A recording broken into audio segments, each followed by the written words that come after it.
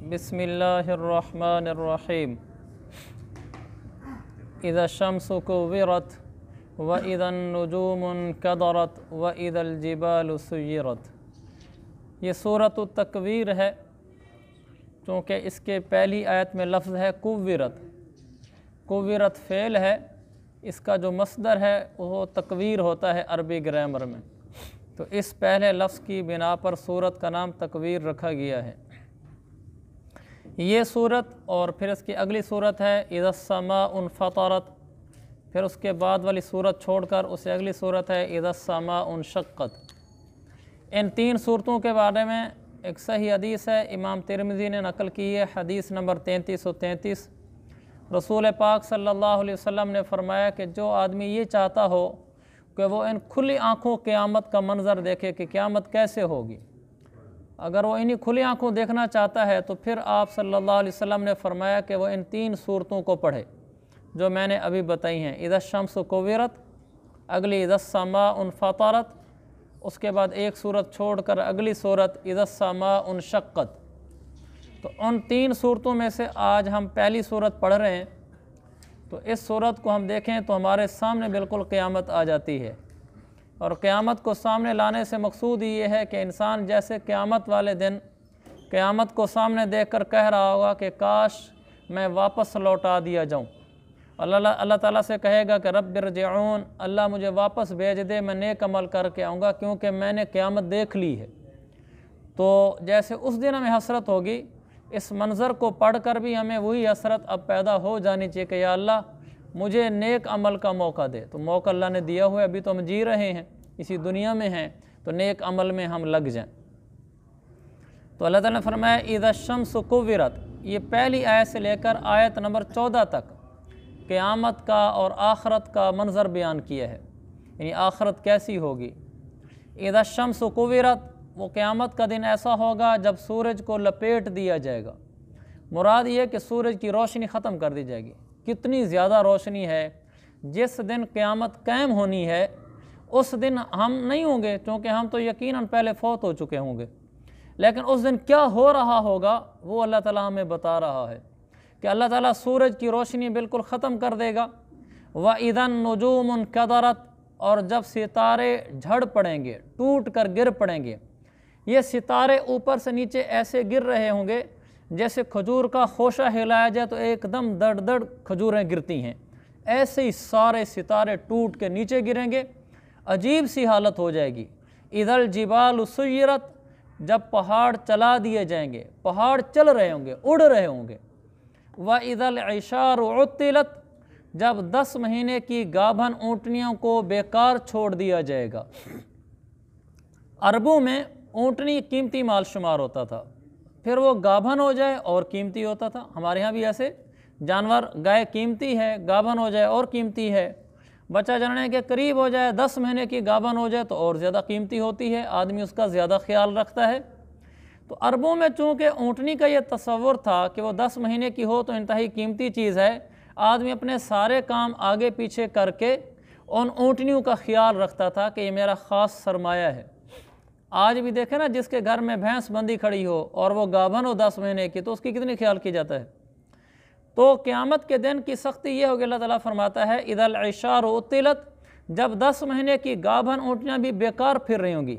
यानी उस दिन लोगों को ये होश भी नहीं होगा कि मेरा इतना कीमती माल किधर चला गया है, वो बेकार फिर रहा होगा, कोई इसको संभालने वाला ही नहीं होगा, क्योंकि इंसानों को अपनी पड़ी होगी। इसलिए कि ऊपर से सूरज, उसका अल्लाह ने हाल बयान फरमा दिया कि उसको लपेट दिया है, सितारे नीचे गिर रहे हैं, पहाड़ उड़ रहे हैं, तो जानवरों का कहाँ ख्याल होगा आदमी को। व इज़ल वहूश हुशिरत, जब वहशी जानवरों को इकट्ठा कर दिया जाएगा। वहशी जानवर कभी इकट्ठे नहीं होते, दरिंदा कोई कहीं रहता है, कोई कहीं रहता है। इंसान हैं जिनकी कॉलोनियाँ होती हैं, इकट्ठे रहते हैं, अमीर गरीब, नेक गुनाहगार, अनपढ़ पढ़ा लिखा, सब इकट्ठे रहते हैं। लेकिन जानवरों में किस्में हैं, पालतू जानवर अलग रहते हैं, दरिंदे अलग रहते हैं। फिर दरिंदों में भी अक़साम है कि बाद दरिंदे दूसरे दरिंदों से खौफ खाते हैं। लेकिन उस दिन जब ये सारा मंज़र होगा कि सारे गिर रहे होंगे, पहाड़ चल रहे होंगे, जानवर फिर रहे होंगे, तो वाशी जानवर इन क़यामत के दिन की खौफनाकी हौलनाकी को देखकर सारे एक जगह इकट्ठे हो जाएंगे। मानूसियत को लेने के लिए। जैसे अगर कोई बड़ी आफत वबा आ जाए, कोई जानवर बड़ा खौफनाक आ जाए, तो लोग क्या करते हैं, सारे एक जगह इकट्ठे हो जाते हैं ताकि हम इकट्ठे मिलकर कुछ कर सकें। तो वहाँ ऐसे ही होगा। मेरे वालिद साहब ने मुझे बताया था कि जब पाकिस्तान बन रहा था, वो कहते हैं जब यहाँ के लोग हिजरत करके इंडिया जा रहे थे तो सिख भी जा रहे थे, तो कत्ल व गारत का माहौल था। तो वालिद साहब कहते हैं कि हम सारे गांव वाले एक जगह एक गांव में इकट्ठे हो गए थे। तो जब आदमी परेशान होता है ना तो मजमा इकट्ठा करता है। तो वाशी जानवर इस कदर परेशान होंगे कि सब इकट्ठे हो जाएंगे। व इदल बिहार सुज्जिरत, और उस दिन समंदरों को भड़का दिया जाएगा, समंदरों में आग लगा दी जाएगी। कैसा मंजर होगा कि समंदरों में से आग उठ रही होगी, ऊपर से सितारे टूट कर गिर रहे होंगे, पहाड़ इधर उड़ रहे होंगे और वाशी जानवर इकट्ठे हो चुके होंगे। व इदन नुफूस ज़ुविजत, और जो लोग हैं इनके भी जोड़े जोड़े बना दिए जाएंगे। गुनाहगार एक तरफ हो जाएंगे, नेक एक तरफ हो जाएंगे। अल्लाह इनके जोड़े बना के क़यामत वाले दिन को इनको अलग अलग कर देगा। अब यहाँ से इदन नुफूस ज़ुविजत से अल्लाह क़यामत के दिन का मंजर बयान फरमा रहा है, आखरत के दिन का। पहले जो बयान हुआ है वो दिन बयान हुआ है कि जब क़यामत कायम हो रही होगी। अब इदन नुफूस ज़ुविजत से जब क़यामत वाले दिन मैदान महशर लग जाएगा तो फिर क्या होगा।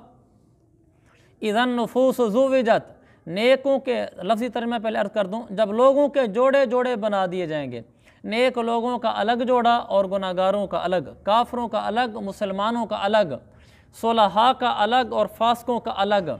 व इदल मौऊदतु सुइलत, ये लफ्ज़ पढ़ेंगे मौऊदतु, हमज़ा के ऊपर उल्टा पेश है ना, जहाँ भी उल्टा पेश आ जाए तो उसको थोड़ा सा खींच के पढ़ते हैं, यानी मौऊदतु, मौऊदतु नहीं पढ़ना। व इदल मौऊदतु सुइलत, जब जिंदा दफन की हुई बच्ची से पूछा जाएगा, क्या पूछा जाएगा, बिअय्यि ज़ंबिन कुतिलत, इसे किस जुर्म में, किस गुनाह में कत्ल किया गया था।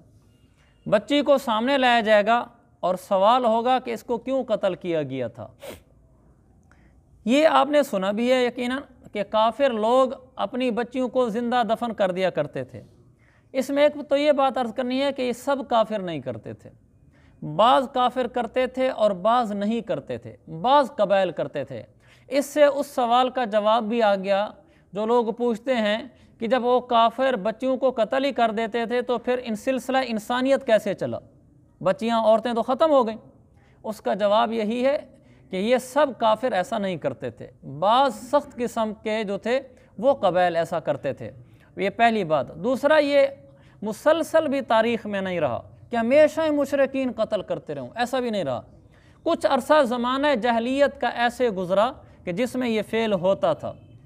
तो यहाँ एक काबिल गौर बात यह है कि किसी बच्ची को ज़िंदा कत्ल कर देना गुनाह है। अच्छा, वो क्यों कत्ल करते थे? वो इसलिए कत्ल करते थे कि इसको खिलाना पड़ेगा। अगर बच्चा होगा तो वो कमा कर खिलाएगा, बच्ची होगी तो हमें खिलाना पड़ेगा। तो ये बिल्कुल एक जहलाना सी बात है कि रोज़ी तो अल्लाह देता है। अल्लाह ताला कुरान में दूसरी जगह फरमाता है, ला तक़्तुलू औलादकुम खश्यत इमलाक, अपनी औलाद को गुर्बत के डर से कत्ल ना करो, जैसे ये कत्ल करते थे। उलमा ने इन आयात की तफसीर में लिखा है कि सिर्फ यही नहीं है कि बच्चा पैदा हो जाए तो उसको कत्ल करना कहलाता है। बच्चा माँ के पेट में हो और उसकी उम्र 4 महीने हो जाए, 4 महीने के बाद हमल को ज़ाय कराना उसको गोया कत्ल करना है, इसलिए कि 4 महीने में रूह पड़ जाती है। अब उसके बाद एक रूह वाली जानदार चीज़ को आपने कत्ल किया है, तो लिहाजा ये बहुत बड़ा गुनाह है, इसको हरगिज़ ऐसा नहीं करना चाहिए। अब भी कुछ लोग ऐसे हैं कि 4 महीने के बाद भी हमल ज़ाय करा देते हैं। मैं एक दफ़ा किसी लेबॉर्ट्री में गया हुआ था तो वहाँ बाहर लिखा हुआ था, यहाँ बच्चे के बारे में टेस्ट नहीं किए जाते कि बच्चा होगा या बच्ची होगा। तो मैं समझा कि शायद इनको इस मसले का इल्म नहीं है कि ये अल्ट्रासाउंड कराना जायज़ है, क्योंकि हमारे यहाँ ये तासुर भी है कि बच्चे का पता नहीं कराना चाहिए कि बेटा है या बेटी है, भाई ये जायज़ नहीं है। ऐसी कोई बात नहीं है, अल्ट्रासाउंड से मालूम कराना कि बेटा है या बेटी है बिल्कुल जायज़ है और ये कुरान और हदीस के ख़िलाफ़ नहीं है। मैं समझा कि शायद इनको मसले का इल्म नहीं होगा इसलिए लिख के लगा रखा है। तो मैंने वहाँ उससे पूछा, तो उस अंदर जो लेबॉर्ट्री में खड़ा होता है, मैंने कहा आपने क्यों लगाया हुआ है? उसने जो जवाब दिया तो मेरे पाँव से ज़मीन निकल गई। उसने कहा यहाँ और लोग आते हैं पता कराने क्या है, اگر پتہ چلے نا بیٹی ہے تو حمل ضائع کرا دیتے ہیں۔ کتنی بڑی دکھ کی بات ہے۔ انہوں نے کہا میں ایسے کئی واقعات ملے ہیں تو ہم نے بتانا ہی بند کر دیا کہ ہماری وجہ سے تو کوئی قتل نہ کرے۔ تو میرے عزیز بھائیو، اس طرح قتل نہیں کرنا چاہیے۔ ہاں ایک سوال یہ رہ جاتا ہے کہ 4 مہینے سے پہلے حمل ضائع کرانے کے بارے میں کیا حکم ہے؟ 4 مہینے سے پہلے حمل ضائع کرانا قتل نہیں کہلاتا، اور 4 مہینے سے پہلے حمل ضائع کرانا بعض وقت جائز ہوتا ہے اور بعض وقت جائز نہیں ہوتا۔ مثلا جن بعض وقتوں میں جائز ہوتا ہے وہ میں بتا دیتا ہوں۔ ابھی پچھلا بچہ اس نے 2 سال کا دودھ نہیں پیا، 2 سال دودھ بچے کا حق ہے، اور اتنے میں دوسرا حمل ٹھہر ہو گیا، کوئی حرج نہیں، دوسرے حمل کو 4 مہینے سے پہلے آپ ضائع کرا سکتے ہیں، کوئی اس میں گناہ نہیں ہے، کیونکہ پچھلے بچے کا ورنہ حق مارا جائے گا۔ یہ ایک بات جائز ہونے کی۔ دوسری جائز بات یہ ہے، عورت نے آپریشن کرایا ہوا ہے، یہ جو سیزیرین کیس ہوتا ہے، بڑے آپریشن سے بچے پیدا ہوتے ہیں، وہ آپریشن کرایا ہوا ہے اور ڈاکٹر نے کہا ہے کہ مثلا 3 سال سے پہلے دوسرا آپریشن نہیں کرانا، اتنے میں اور حمل ٹھہر گیا، تو اگر یہ حمل ٹھہرنے دیا جائے تو وہ ڈاکٹر کی کہی ہوئی مدت سے پہلے آپریشن کرانا پڑے گا ایک اور، جو کہ نقصان دہ ہے۔ تو ایسی صورت میں بھی 4 مہینے سے پہلے حمل ضائع کرانا جائز ہے۔ تیسری صورت یہ ہے کہ ایسا کوئی مسئلہ نہیں ہے، نہ کوئی آپریشن کا مسئلہ ہے، نہ کوئی 2 سالہ بچے نے دودھ اپنی مدت پوری کرنی ہے، بلکہ وہ عورت ایسی ہے کہ اگر اس کا حمل باقی رکھا جاتا ہے تو عورت کو نقصان ہے، اس کی صحت کی وجہ سے، اس کی کسی اور بیماری کی وجہ سے، کہ ڈاکٹر کہتا ہے کہ یہ عورت حمل کی متحمل نہیں ہے، بچے کو خطرہ ہے، یعنی اندر جو بچے کی وجہ سے ماں کو کوئی خطرہ ہے، ماں کی صحت کو اگر کوئی خطرہ ہے، تو ایسی صورت میں اگر وہ ڈاکٹر کہے کہ حمل ضائع کرا دو تو 4 مہینے سے پہلے حمل ضائع کرانا جائز ہوتا ہے۔ یہ کچھ صورتیں ہیں کہ جن کی وجہ سے حمل ضائع کرانے کی اجازت ہوتی ہے، اور ایسے ہی حمل نہ ہونے دینا، ایسی میڈیسن، ایسی ادویہ استعمال کرنا تاکہ حمل ٹھہرے ہی نہ، اس کے لیے حکم یہ ہے کہ مرد عورت کی، بیوی کی اجازت کے بغیر ایسا نہیں کر سکتا، یعنی خود ایسا کوئی کام نہیں کر سکتا کہ جس سے حمل کو وہ روکے، حمل نہ ہونے دے۔ ہاں اگر عورت کی اجازت ہو تو کر سکتا ہے، لیکن اس کے لیے بھی ضروری ہے کہ اس حمل کو روکنے کی کوئی معقول وجہ ہو۔ جیسے میں نے آپ کو بتایا ہے کہ ڈاکٹر نے کہا ہوا کہ دوسرا بچہ پیدا نہ ہو، تو وہ کہتے ہیں چلو حمل نہ ہو، جائز ہے۔ ایسی کوئی معقول وجہ ہو تو کر سکتا ہے، لیکن اس وجہ سے کر رہا ہے بچے آ جائیں گے تو کھلائیں گے کہاں سے، یہ وجہ غلط ہے، اس وجہ سے نہیں روک سکتے، کوئی معقول شرعی وجہ ہے تو کر سکتے ہیں۔ یہ میں نے اس پر بات کی ہے کہ جن کو زندہ قتل کر دیا جاتا ہے بچیوں کو، ان کے بارے میں سوال ہوگا۔ آگے ہے وَإِذَا الصُّحُفُ نُشِرَتْ، قیامت کے دن کا منظر ہو رہا ہے، روز محشر، حشر کے دن کیا کیفیت ہوگی۔ وَإِذَا الصُّحُفُ نُشِرَتْ، جب اعمال نامے پھیلا دیے جائیں گے، کھول دیے جائیں گے، سب کا اعمال نامہ اس کے اپنے ہاتھ میں آ جائے گا۔ وَإِذَا السَّمَاءُ كُشِطَتْ، جب آسمان کا چھلکا اتار دیا جائے گا۔ چھلکا اتارنے کا کیا مطلب ہے؟ یہ جو ہمارے پاس کوئی پھل ہوتا ہے، ہم اس کا چھلکا اتار دیتے ہیں تو اس کے نیچے سے وہ چیز نکل آتی ہے جو چھلکے کے اوپر نہیں ہوتی۔ چھلکے کے اوپر جو کچھ ہوتا ہے، نشان ہے، کوئی اور چیز ہے، اس کا رنگ ہے، وہ سب اتر کے نیچے آ جاتا ہے، نیچے ایک اور چیز نکل آتی ہے۔ تو آسمان کا چھلکا اتار دیا جائے گا، اس کے اوپر جو کچھ ہمیں نظر آ رہا ہے، چاند ہے، سورج ہے، ستارے ہیں، سیارے ہیں، یہ سب اللہ قیامت والے دن اس سب کو توڑ موڑ کے ختم کر دے گا، نیچے سے آسمان کی ایک اور شکل نکل آئے گی۔ اللہ کی طاقت ہے۔ وَإِذَا الْجَحِيمُ سُعِّرَتْ، جب آگ کو بھڑکایا جائے گا، دوزخ کی آگ کو۔ سُعِّرَتْ، چونکہ عین ہے اس پر شد بھی پڑھنی ہے اور یہ پڑھنا تھوڑا مشکل ہوتا ہے، اس کی مشق کی جائے۔ سُعِّرَتْ وَإِذَا الْجَنَّةُ أُزْلِفَتْ، اور جب جنت کو قریب کر دیا جائے گا۔ اس وقت کیا ہوگا جب یہ قیامت کا منظر ہوگا، لوگوں کے ساتھ یہ ہو رہا ہوگا؟ اللہ فرماتے ہیں عَلِمَتْ نَفْسٌ مَا أَحْضَرَتْ، اس دن ہر شخص کو پتہ چل جائے گا جو کچھ اس نے یہاں سے آگے بھیجا ہوگا۔ جو کچھ ہم نے آگے بھیجا ہے وہ قیامت والے دن سب لوگ اس کو جان لیں گے کہ ہم نے کیا کچھ آگے بھیجا تھا۔ فَلَا أُقْسِمُ بِالْخُنَّسِ، یہ پہلے 14 آیتیں ختم ہو گئیں جس میں قیامت اور آخرت کے حالات تھے، اور یہاں فَلَا أُقْسِمُ بِالْخُنَّسِ سے آگے رسول پاک صلی اللہ علیہ وسلم اور آپ پر اتارا جانے والا کلام قرآن مجید، اس کی عظمت، اس کی حقانیت، اس کی صداقت کو بیان کیا جا رہا ہے۔ فَلَا أُقْسِمُ، یہ دیکھیں لام الف لا کے اوپر مد لکھی ہوئی ہے، تو میں نے پہلے بھی عرض کیا جہاں مد لکھا ہوتا ہے اس کو کھینچ کر پڑھیں گے۔ فلا اقسم، فلا اقسم پڑھنے سے ترجمہ بالکل الٹا ہو جائے گا، تو اس کو تھوڑا کھینچنا ہے۔ فلا اقسم بالخنس، اللہ تعالیٰ فرماتا ہے میں قسم کھاتا ہوں رات کی، قسم کھاتا ہوں ستاروں کی جو پیچھے کی طرف چلنے لگتے ہیں، الجوار الکنس جو چلتے چلتے دبک جاتے ہیں، یعنی ستارے چل رہے ہوتے ہیں پھر چلتے ہوئے غائب ہو جاتے ہیں۔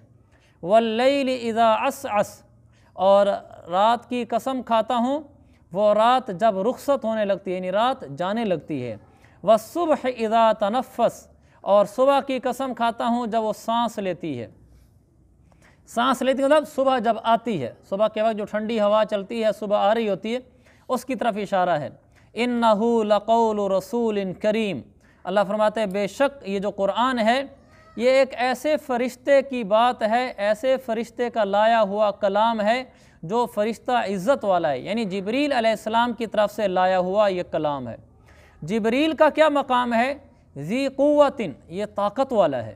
عند ذی العرش مکین، عرش والے کے پاس اس کا بڑا رتبہ ہے، اللہ کے ہاں اس کا بڑا مقام ہے۔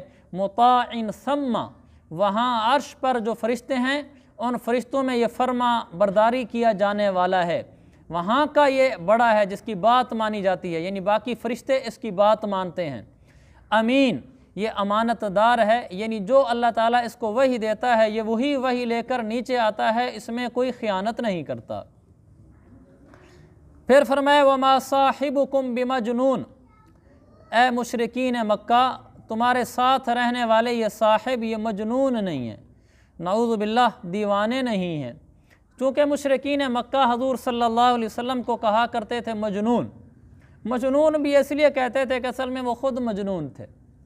پاگل آدمی کو دوسرا آدمی بھی مجنون ہی نظر آتا ہے، وہ خود چونکہ بیچارے دیوانے ایسے ہی تھے تو حضور علیہ السلام کو بھی یہ کہتے تھے۔ ایک دفعہ حج کا موقع تھا، چونکہ حج تو حضور صلی اللہ علیہ وسلم کے سے پہلے بھی زمانہ جاہلیت میں ہوا کرتا تھا، اپنے طریقے سے کرتے تھے، تو سارے اکٹھے ہو بیٹھے، انہوں نے کہا کہ اس دفعہ حج پر لوگ آئیں گے تو ہم اس نبی کے بارے میں لوگوں کو کیا کہیں، چونکہ یہ یہاں دعوت دے گا لوگوں کو، اپنی نبوت کی طرف بلائے گا، تو اب وہ مشورہ کرنے بیٹھے۔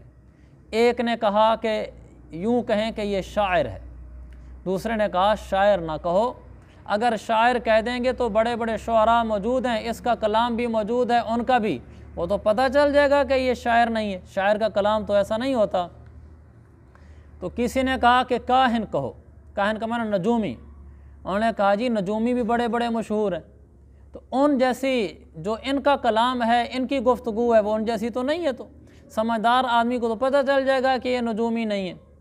تو مختلف، کسی نے کہا ساحر کہو، بھئی یہ جادوگر ہے، انہوں نے کہا جی جو لوگ جادو سے واقفیت رکھتے ہیں تو ان کو سمجھ لگ جائے گی کہ بھئی یہ جادوگر تو ایسے نہیں ہوتے، کیونکہ اللہ کے نبی کو یہ الفاظ لوگ آگے پیچھے اپنے لحاظ سے کہتے رہتے تھے، کوئی شاعر کہتا تھا، کوئی جادوگر کہتا تھا، کوئی نجومی کاہن کہتا تھا۔ پھر انہوں نے کہا کہ ایسا کرتے ہیں، ہم کہیں گے یہ دیوانہ ہے، مجنون ہے، اس کی تو کوئی علامت نہیں، ہم کہیں گے جتنی باتیں کر رہا نا اس کو جنون ہو گیا، دیکھو اس کی باتیں ساری لوگوں سے الگ الگ ہے نا۔ مجنون وہ ہوتا ہے نا جو ایسی بات کرے جو لوگ نہیں کر رہے ہوتے، کیونکہ اللہ کے نبی کی نئی نئی دعوت اسلام تھی، بھئی جو باتیں یہ کر رہا ہے ایسی کوئی بھی نہیں کرتا، اس پہ شاید ہماری کچھ بات آگے چل جائے گی، ورنہ پتہ ان کو بھی تھا کہ آپ نہ شاعر ہیں، نہ جادوگر ہیں، نہ کاہن ہیں، نہ مجنون ہیں، کسی طرح اپنی بات کو لوگوں پر غالب کرنے کے لیے اور حضور علیہ السلام کی بات کو نعوذ باللہ مغلوب کرنے کے لیے وہ کہتے تھے۔ اس پر اللہ تعالیٰ نے خود دلیل دی، اللہ تعالیٰ نے فرمایا وما صاحبکم بمجنون، تمہارا یہ ساتھی مجنون تو نہیں ہے۔ یہاں اللہ نے یہ نہیں کہا وما ھذا الرسول بمجنون، یہ رسول مجنون نہیں ہے، اللہ نے کہا تمہارا ساتھی مجنون نہیں ہے۔ ساتھی کا لفظ اس لیے استعمال کیا کہ یہ تو تمہارے ساتھ رہتے ہیں، 40 سال ہو گئے تمہارے ساتھ رہتے ہوئے، آج تک سمجھدار تھے اور آج بھی سمجھدار ہیں، یہ مجنون کہاں سے آ گئے؟ یا تو تمہارے پاس نہ رہتے ہوتے، تمہارے ساتھ وقت نہ گزارا ہوتا، پھر تم کہتے پتہ نہیں کیسی باتیں کر رہا ہے، تو تم آج تک امین صادق کہتے تھے تو مجنون کیسے ہو سکتے ہیں؟ تو یہ بہت بڑی چوٹ ہے ان پر، وما صاحبکم کا لفظ کہہ کر کہ تمہارے ساتھی ہیں، پھر مجنون کس لحاظ سے کہتے ہو؟ وَلَقَدْ رَآهُ بِالْأُفُقِ الْمُبِينِ، اللہ فرماتا ہے یہ بات بالکل سچ ہے کہ حضور علیہ السلام نے जिब्रील अलैहिस्सलाम को उफ़ुक़ पर देखा है, यानी आसमान के खुले किनारे पर देखा है। एक दफ़ा हुज़ूर अलैहिस्सलाम ने फरमाइश की थी हज़रत जिब्रील से, मुझे अब अपनी असली शक्ल दिखलाएं। तो उन्होंने वो अर्श के किनारे पर, आसमान के किनारे पर अपनी असली शक्ल में पर फैला दिए थे, तो अल्लाह के नबी ने उनको देखा। वरना जब वो वही लेकर आते थे हुज़ूर अलैहिस्सलाम के पास, तो वो एक आम इंसान की शक्ल में आते थे। एक सहाबी थे हज़रत दिह्या कल्बी, तो उनकी शक्ल बनाकर वो आते थे।